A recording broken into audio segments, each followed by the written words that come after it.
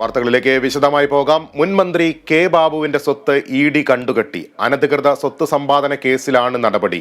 26 ലക്ഷത്തിന്റെ സ്വത്തുക്കളാണ് കണ്ടുകെട്ടിയത്. വിവരങ്ങളുമായി കൊച്ചിയിൽ നിന്ന് നിതിൻ പ്രഭാകരൻ ചേരുന്നു. നിതിൻ, ഏത് സാഹചര്യത്തിലാണ് ഇ.ഡിയുടെ നടപടി?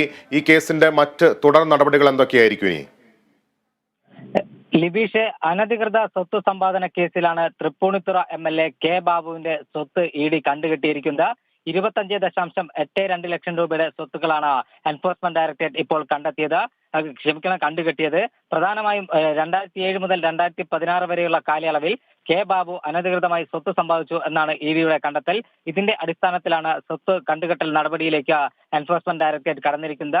നേരത്തെ ഈ കേസിൽ കെ ബാബുവിനെ കൊച്ചി ഇ.ഡി ആസ്ഥാനത്ത് വിളിച്ചു വരുത്തി ചോദ്യം ചെയ്തിരുന്നു.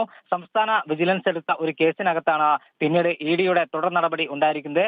ജേക്കബ് തോമസ് വിജിലൻസ് ഡയറക്ടറായിരുന്ന സമയത്താണ് ഈ കേസ് വിജിലൻസ് കേസ് ഉണ്ടാവുന്നത്. അന്ന് 100 കോടി രൂപയുടെ അനധികൃത സ്വത്ത് കെ ബാബു സമ്പാദിച്ചു എന്നായിരുന്നു കേസ്.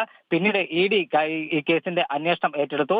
ഇ.ഡി അന്വേഷണം ഏറ്റെടുത്ത് കെ ബാബുവിനെ ചോദ്യം ചെയ്യാൻ വിളിപ്പിച്ചപ്പോൾ അദ്ദേഹം അന്ന് മാധ്യമപ്രവർത്തകരോട് പ്രതികരിച്ചത് താൻ പറയാനുള്ള കാര്യങ്ങൾ പൂർണ്ണമായും പറഞ്ഞിട്ടുണ്ട്, തന്റെ നിരപരാധിത്വം എൻഫോഴ്സ്മെന്റ് ഡയറക്ടറേറ്റിന് ബോധ്യമായിട്ടുണ്ടെന്നായിരുന്നു അന്ന് കെ ബാബു വ്യക്തമാക്കിയത്. എന്നാൽ അതിനുശേഷമാണ് ഇപ്പോൾ എൻഫോഴ്സ്മെന്റ് ഡയറക്ടറേറ്റ് ഈ തുടർ നടപടിയിലേക്ക് കടക്കുന്നതും കെ ബാബുവിന്റെ 25.82 ലക്ഷം രൂപയുടെ സ്വത്തുക്കൾ കണ്ടുകെട്ടാൻ എൻഫോഴ്സ്മെന്റ് ഡയറക്ടറേറ്റ് തീരുമാനമെടുത്തിരിക്കുന്നതും. ലിബീഷ്, ശരി നിതിൻ.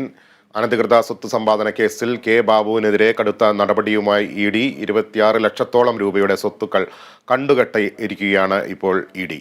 വിവരങ്ങൾ നൽകുകയായിരുന്നു കൊച്ചിയിൽ നിന്നും നിതിൻ പ്രഭാകരൻ.